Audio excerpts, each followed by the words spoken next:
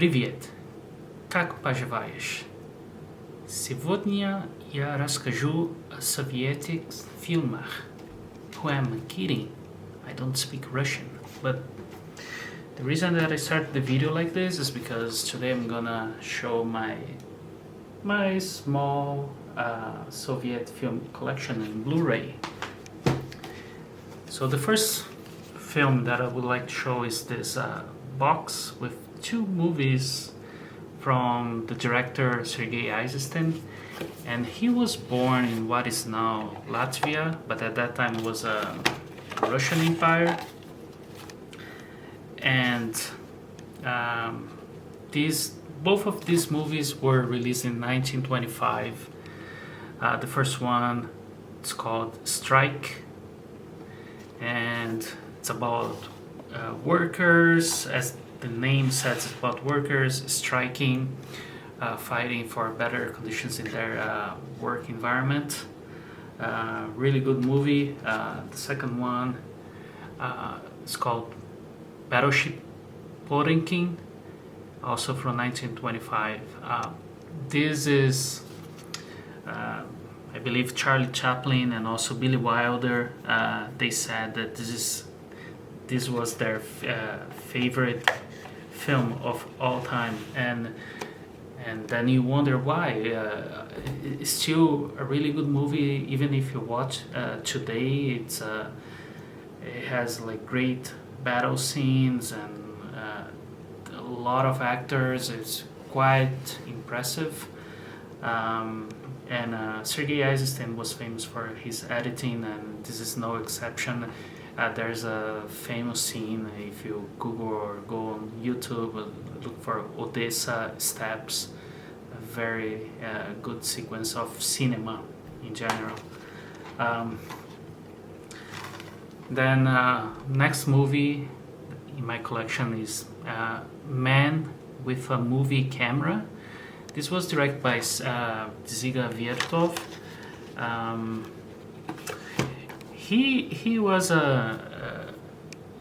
He directed a lot of documentaries, and he was famous.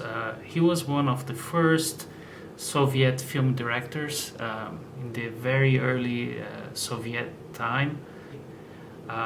This was released in 1929, and this is like a long documentary and but at the same time very experimental.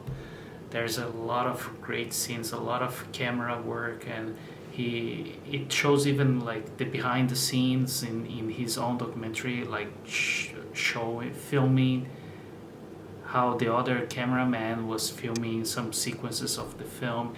He even goes to the extent of filming the editing of his own film.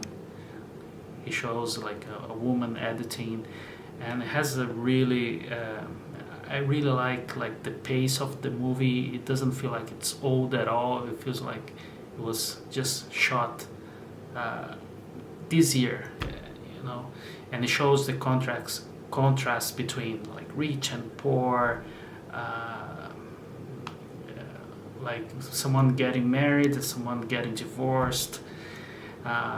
There's a scene that I really like that shows a Soviet person shooting against a target that is a Nazi, and this was like in 1929, so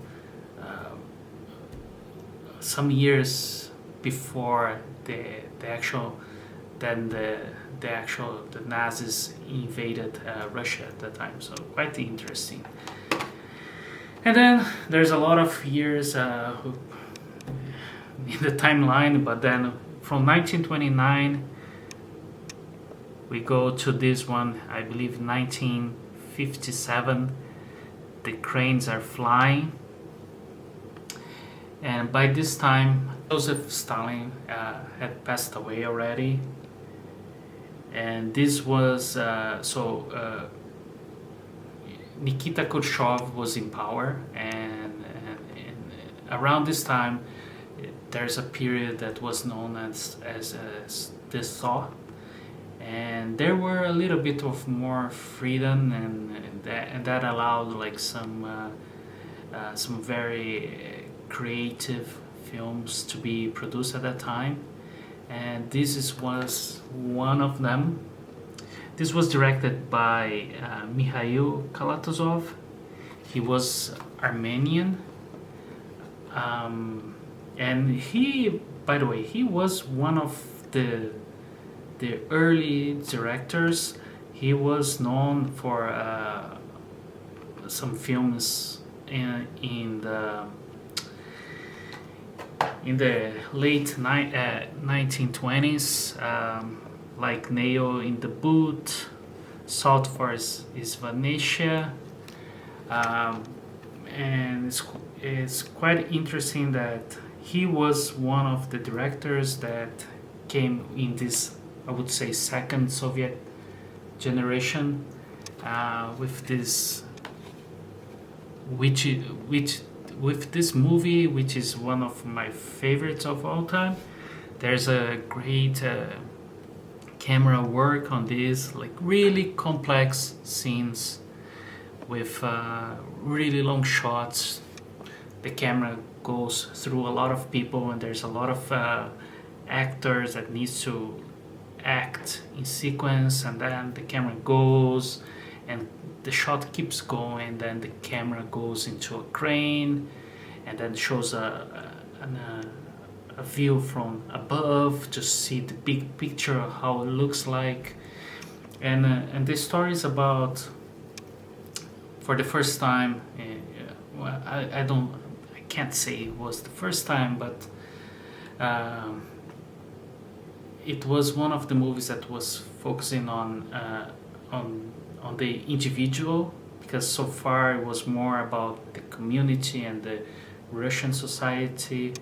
The movies were about the Russian society, and this was focused on like a few individuals, especially this couple, and it tells a story that has never been told before, like, about the women that were left behind during the war. So really beautiful film, I really recommend. And then the next film that I have in my collection is by the same director, still Mikhail Kalatozov, and this one's called Letter Never Sent. Truly remarkable film. This was from 1959, and it tells the story about four geologists going to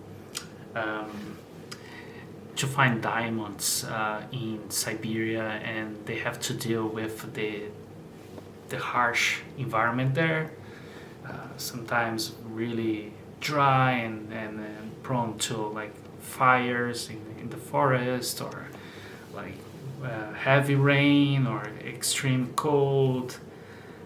So it's really interesting to see like the nature and how people fits in that environment, which can be sometimes harsh. Then next one here is my first film from Andrei Tarkovsky. This one is called Ivan's Childhood, and it was released in 1962.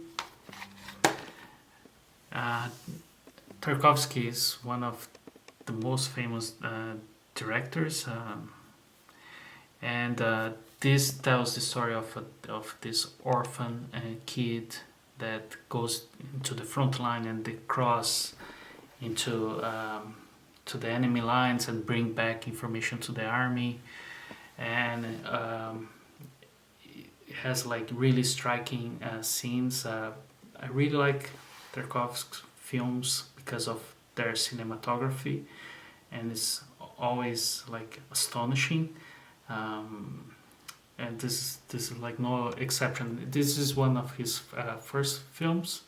I think his first official film. He had some shorts before, and it already shows like his potential and how the direction that he was going to show, like dream-like films.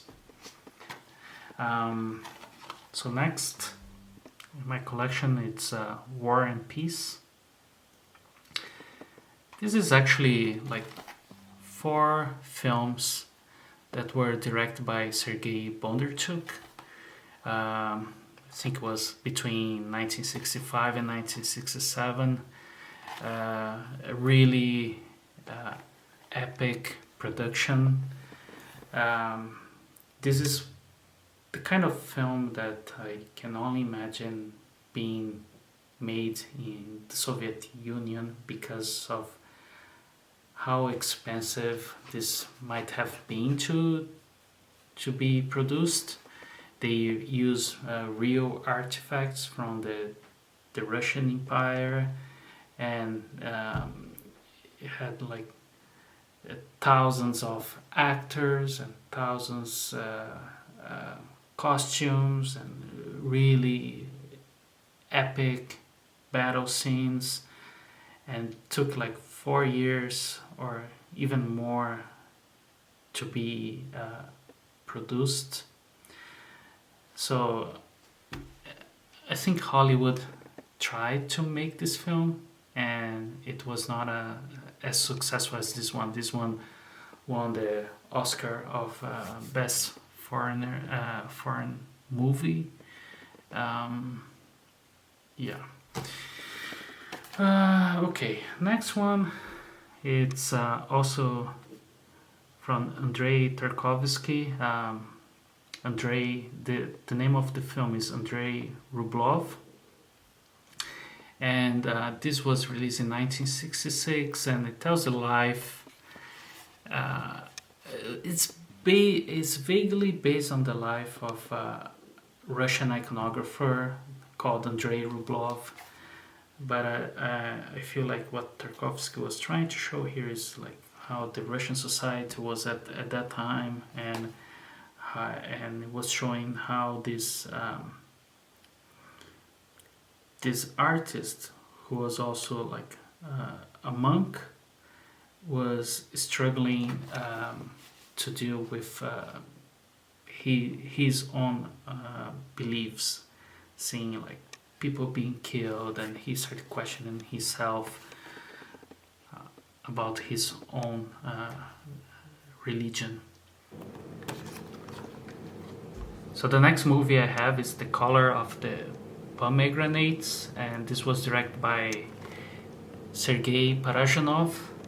He was born in Georgia, and this is the only Soviet movie that I have that is not in the Russian language. But there are actually like 3 languages in this movie, which is Armenian, Azerbaijani, and Georgian. And this movie is very it's like a surreal biopic of this Armenian poet called Sayat Nova, and it's essentially a lot of scenes with a lot of symbols from Armenia, and this film is very influential as well. It was used in a lot of video clips. For example, I believe the video clip for the song of R.E.M. "Losing My Religion" was vaguely based on this movie, or was influenced by this movie. Anyway, all right, next one, another Tarkovsky film. This one is a science fiction called Solaris. This was released in 1972. It's not your typical science fiction, I would say. That's the best description I could came up with. It's based on like they go to this space and goes close to this planet, and where you can bring back memories and people who already passed away, for example, and they are there in the space, and you can like feel all your emotions again. All right, so the next one is like the newest release from Criterion Collection, another Tarkovsky movie. This one is called Mirror. This was released in 1975, and it's, according to Tarkovsky, this was his most personal film. He basically, it was very inspired on his own life and his childhood and his memories, and there are some poems during the film that were written by his father. Alright, then next one in the list that I have is The Ascent. This was directed by Larissa Sheptiko. She was born in what is now Ukraine. This was released in 1977. It's a really good war film, and I haven't heard about this film until recently when I saw it was available, and I was interested in like knowing films in the Russian language. So I bought it, and it was a really good surprise. Really good acting, and the movie was shot in black and white, and I think it was set up in Belarus, and it really deals with the personal conflicts that individuals go in during war times, like where you go to the extreme and you have to decide about your own moral, if you should kill someone in order to survive, if you should tell the truth to someone, or if you should hold to your values and in your country and don't betray your colleagues, that kind of stuff. Really and a really strong film. It's not for everyone, by the way. Alright, so next is Stalker by Andrei Tarkovsky. This is my favorite film from Andrei Tarkovsky. This was released in 1979, and really great cinematography, and shows these people who have nothing to lose going to this closed region known as the Zone, that mysterious and subnatural things can happen there. And there is this guy that's called the Stalker, who can take people there because he has done this a few times. Really great film. And the last one in the list, it's Come and See.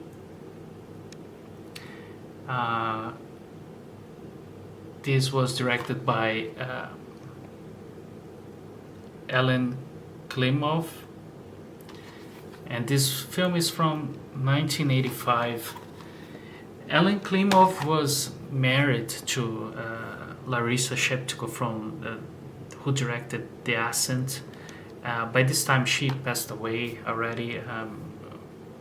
She died in a tragic car accident, and I think this was also the last film from Ellen Klimov, and is regarded as one of the best war films of all time. For those of you who are familiar with or who like war films and only know most of the productions made by Hollywood, I strongly recommend these two, at least these two films, The Ascent and Come and See. This you wouldn't regret. So that's it. That's my small Soviet film collection in Blu-ray. I hope you guys enjoyed. If I said anything wrong and you know that I was wrong, feel free to comment. Okay. All right, thanks.